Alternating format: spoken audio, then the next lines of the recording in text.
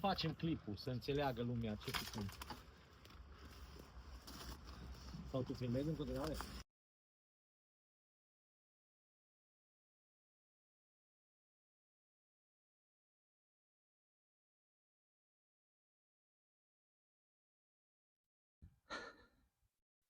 Salut! Bine v-am găsit! Bine ați venit la un nou episod al canalului de... O punem pe YouTube. Facebook, G's Garage și YouTube. Iar în episodul de astăzi este primul GLA importat de către mine și imediat după prezentare o să vă spun povestea ei, să vedeți până la urmă de ce a rămas la mine, de ce nu s-a vândut. Și clipul de astăzi vreau să fie încă o dată educativ. Educativ pentru că de foarte mulți ani încoace, mai precis de 4 ani încoace, eu mă ocup doar de intermediere, adică consultanța, achiziție, import și livrare a mașinilor din Statele Unite. Evident, intermediarea a acumulat un buget serios, pentru că am depășit peste 1000 de mașini importate în ultimii 3 ani și a trebuit să investești și în mașini, nu? Că ce să faci cu banii? Cumperi, vinzi, ești samsar, nu? Bun. GLA-ul din spatele meu, la fel, a fost cumpărat, este un GLA din 2020, are 120.000 de mile, nu are daună, în schimb era logic că ceva probleme trebuia să aibă, nu? Din moment ce a fost băgat în auction la vânzare. Ok, pusesem la vânzare, cred că era 9900 plus celebrele, cine mă urmărește pe pagina de Facebook știe că taxele estimative eu le estimez, pentru că niciodată nu știu în funcție de cât se adaugă la transport, de unde vine, ce taxe suplimentare mai există, pot doar estima taxele vamale, 2100, respectiv transportul până în România, care era la vremea respectivă pentru un model asemănător 600 de euro la locație, deci de la 600 de euro, plus comisiunea de intermediere. Asta am încercat să explic, că multă lume în comentarii, știți voi, cei care apar noi pe pagină, îl văd pentru prima dată pe un arogant cu niște ochelari portocalii, un senior, azi mâine, și spun, bă, dar de ce nu repar tu? Pentru că nu cu asta mă ocup, înțelegeți? Eu mă ocup cu intermediere și este ușor de înțeles. Pentru oricine care a fost în clasa a doua și știe cât fac 2 plus 2. Deci intermedierea este un preț fix, costă 1000 de euro plus TVA, TVA-ul știți a cui, din 1000 mai dăm și niște impozit pe profit și așa mai departe, iar eu vând cantitate. Asta înseamnă că dacă aduc 5 mașini pe lună fac 5.000, dacă aduc 10, 10, dacă aduc 20, 20 și știți mai departe că sunt mulți care calculați. Da? Deci intermedierea este mai benefică pentru mine, că am ajuns la nivelul la care pot să intermediez și 60 de mașini pe lună. Da? Mai mult nu-mi permite starea psihică, pentru că lucrăm cu oameni, nu? Bun. GLA-ul nu a fost avariat. Să știți că am găsit un client. În general nu fac rezervări pentru că la mine mașinile trec în cel mult 10 minute, mașinile care sunt atractive, cum de exemplu este A5-ul din background, știi? Ăla. Deci ăla așa m-a enervat că am zis, tot era la Black Friday și am început să investesc în ea, telescop, furtune la benzină, telescop, la vezi cât e mănâncă Albina, da, un hater, da? Și până la urmă am dat la automat, a făcut până la urmă click, atât am învârtit electromotorul, că și electromotorul s-a stricat și voiam să fac un clip să vedeți cum tai 5.000 din preț, pentru că era la 9.999 TVA inclus, l-am pus la 5.000 plus TVA și în 10 minute, plus încă 20 de mail-uri care, din păcate băieți, trebuia să fiți pe fază, de aia vă spun tot timpul, stați la Samsar pe pagină, că niciodată nu știți de unde sare iepurele. Revenim, că tot timpul schimbăm subiectul. GLA 250, tracțiune față, 2 litri benzină, 211 cai, 120.000 de mile. Andrew, îl filmez. Exact așa cum a apărut în auction, așa este și aici, o mașină care este relativ mizerabilă, pentru că sunt și la noi oameni care din prea mult lucru pe care l-au nu întrețin mașinile, pentru că nu au timp, trebuie să se ocupa să facă bani, dar nu este o problemă pentru că avem o grămadă de detaileri care fac treabă bună. Uite și în spate ce mizerie e. Bine, dar asta nu bate SQ5-ul ăla roșu, în fine. Da? Bun. Deci, fără daună, da? Ok, atunci când, deci ca să înțelegeți, tot timpul v-am spus, atunci când eu cumpăr o mașină, da? Din banii mei sau din banii clientului, niciodată nu cumpăr o mașină care știu ei 100% că nu face profit. Deci pentru uz propriu, în primul rând, este cel mai bun, pentru că îți rămân niște bani în buzunar serioși. Poți să te folosești de mașină 3, 4, 5 ani, după care îl vinzi la prețul la care îți stă ție mașina. Dacă ești samsar, evident, poți să faci și profit. Și ca să mă înțelegeți, o să vă arăt exact problema la mașina asta. Deci, bă, nu are, și automat vreau să vadă și cel care m-a pus să-i rezerv mașina. Am făcut-o, adică am scris pe pagină că este sold. Tipul era plecat în concediu, vorbise cu, eu știu, prieteni sau, mă rog, dimineața a fost mesajul că a vorbit cu soția și am văzut o reclamă la un parc auto foarte fain în care scria de la noi poți cumpăra cea mai tare mașină din viața ta și cu litere mari jos scrie dacă ai vorbit cu soția. Pentru că și eu am o statistică, în 99% din cazuri când bărbații trebuie să se consulte cu femeile la achiziția mașinii, acea mașină rămâne aici. Nu s-a vândut încă niciuna după discuția cu doamna, da? Nu sunt misogin, așa se întâmplă, adică e statistică. Ok, probabil, băi, vezi că, nu știu, Mercedes, probabil a vorbit cu prietenii, în orice caz dimineața a venit mesajul că sper să nu mă bage într-un blacklist, nu mai vreau să am discuții, mai bine mai stau puțin, să mai adun niște bani, bla bla, știu povestea fiecăruia, nu este o problemă. Singura problemă este că atunci când îți rezerv ție sau altuia mașina și algoritmul Facebook-ului știi cât e. 24 de ore, după 48 dispare și după alți 48 nu mai găsești. Deci dacă eu nu public continuu, nu vând. Da? Iar faptul că ție ți-am rezervat-o și nu mi-ai plătit-o, mie mi-a produs un minus. Dar nu e o problemă, ca să înțelegi, pentru că acum o să facă un plus și chiar vreau să-ți arăt problema la care nici nu știu cum să zic, că nu vreau să fiu rău. Hai mai bine la motor. Ok, deci n-ai vrut să iei mașina pentru că ți-au sugerat prietenii că nu este bună alegere. Deci o mașină, repet, fără daună, da? Ajuns acasă exact cum am spus, $9.150 plus transportul, plus exact cum am pus pe Facebook, eu aveam doar €1.000 plus TVA. Acum sunt nevoit să o țin, pentru că probabil mulți o să săriți după ce vă arăt problema și o să ziceți, o vreau eu, că eu știi că ți-am scris. Nu. Deci Samsarul a băgat banii, Samsarul o să scoată grosul. Și o să calculați voi, pentru că vă puteți uita cât costă un GLA 2020 cu 120.000 de mile, îți kilometri, dar un motor de 2 litri vă spun eu că n-are nicio treabă, da? Singurul lucru care e la mașină, că s-a mutat un vecin înăuntru. Acum că a fost șobi sau a fost veveriță, nu știm, dar, bă, sincer, hai mai încoace să ne uităm și la mașină. Tu de acolo, eu încolo, da? Când vezi în auction, da?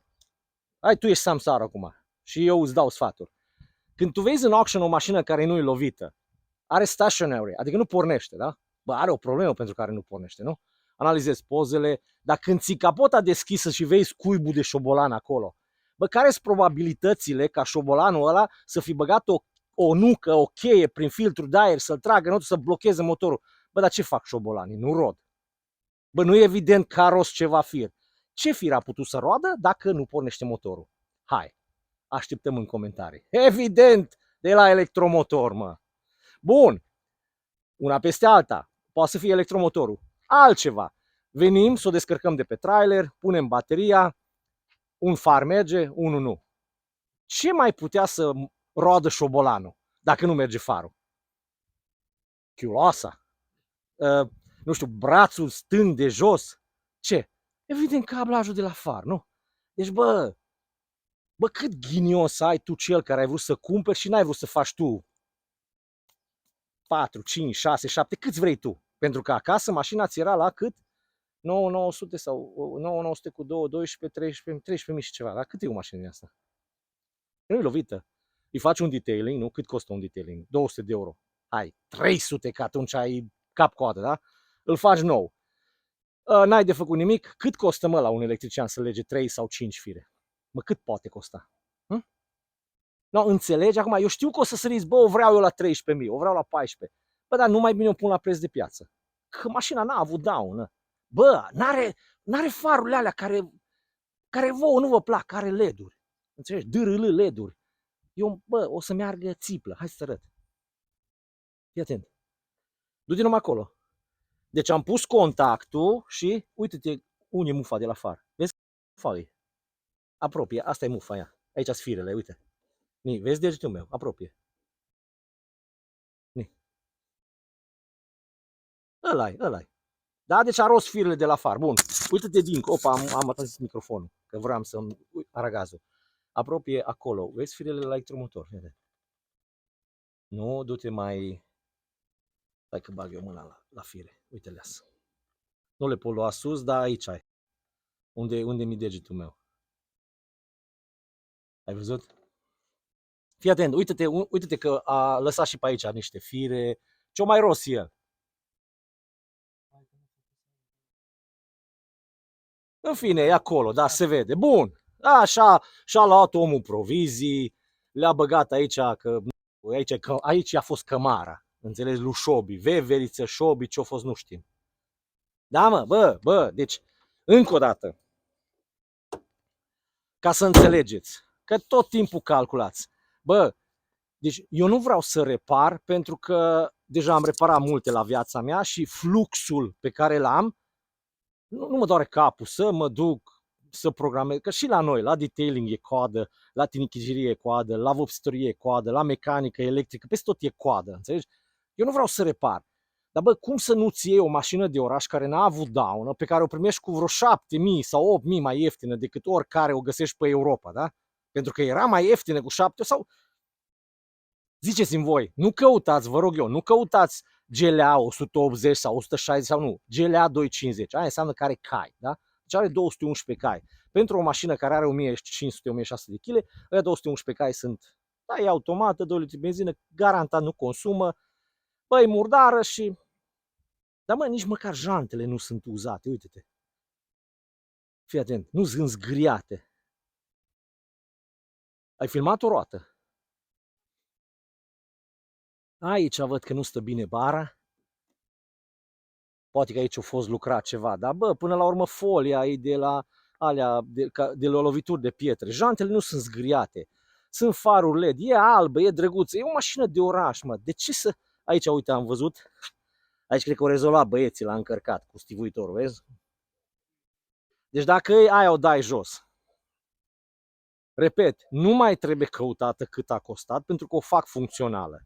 Îi fac rar, o matriculez și o voi vinde. Înțelegeți?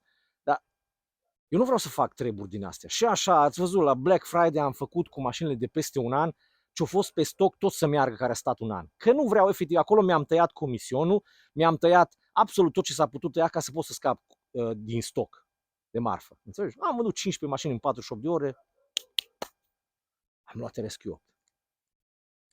Da. Ok, ăsta, bă, câte minute avem?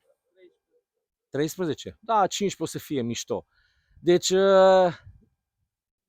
tipul care a vrut să o cumpere, nu știu că n-am mai ținut legătura, bă, îmi pare rău pentru tine, chiar cum să zic, ai pierdut. La faza asta ai pierdut. Și un pic mai încurcat și pe mine, pentru că eu am blocat 12.000 de euro, 13 sau cât dracu, înțelegi? 2 luni de zile. Pentru mine nu se merită să blochez, plus încă stai cât o să stau la vânzare cu ea. Și evident că dacă o să vreau să o vând când vreau să scot banii, asta știi când pleacă la 12.000, numai că problema știi care, că la 12.000 plus comision, la 13.000 plus TVA trebuie să treacă. Dar și așa este benefic, înțelegi? Și așa este benefic. Dar tu când îți cumperi soție o mașină, că să aibă și ea de oraș, bă, de ce să dai 20.000 pe ea dacă poți să cumperi și cu 12? Și da, necunoscuta este acolo. Oare ce are mașina? Oare ce a făcut? Că bănuiesc că și alții au văzut problema la motor. Dar ce poate să facă, mă? Deci dacă asta lucrezi, ești în domeniu sau ai un prieten, dar de obicei când întrebi prieteni, știi ce zic prietenii? Bă, îi umplu la buzunar, mă, nu lua, mă. Asta știți când e? Asta săptămâna viitoare, marți. Mergem cu ea pe roți. Trebuie cositorite câteva fire. Iei un cablaj la far, l-ai adăugat, l-ai mufat, merge și farul, merg tot. O să meargă motorul, garantat.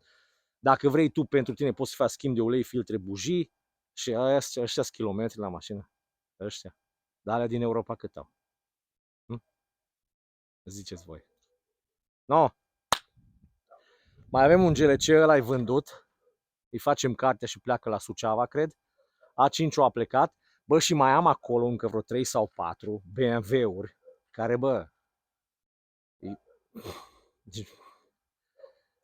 am un 430 la care le-am facturat. Atât m-a frecat o domșoară, înțelegi, 2 zile, orice am făcut, dar ne mai trimiteți asta, dar mai trimiteți aia, dar îmi dați actul, dar îmi dați asta, dar îmi dați unde să vă plătesc. Dar când? Dar nu merge să porniți motorul. Deci atât m-a frecat până oricum o să-ți pară rău, domșoară, pentru că la faza asta o să tai încă vreo 2 sau 3.000 de euro din preț și tot nu vei fi tu ăla care îl cumperi. Înțelegi? Doar pentru că m-ai purtat 48 de ore până mi-au stricat capacele. Și tot n-ai luat mașina. No. Așa că am un 430 din 2018 pe care, bă, merem să-l filmăm și ăla, că n-are un clip bun și hai să-l pun pe pagină, îți garantez că-l vând, da? Oricum, ăsta a fost clipul cu Mercedes-Benz GLA 250 cu... Bă, ai pus seria șaseu. Să nu cumva să creadă. Pune seria șaseu să vadă oamenii cu cât am cumpărat. Da? Așa, 120.000 de mile. Nu era run and drive, dar vă spun eu că e run and drive. Numai lipim acolo niște fire, ca orice electrician bun. Vă mulțumesc pentru timpul acordat și înțelegeți-mă, intermedierea este mai benefică. Dar ca să ajungi să intermediezi 20, 30, 40 de mașini pe lună, trebuie să ai 25 de ani de activitate. Nu poți din prima să faci. N-ai cum. Pentru că n-ai atâtea cunoștințe, să fi trecut prin lucruri de genul ca să poți explica cap-coadă ce se poate întâmpla, cum să analizezi o mașină, care sunt riscurile și așa mai departe.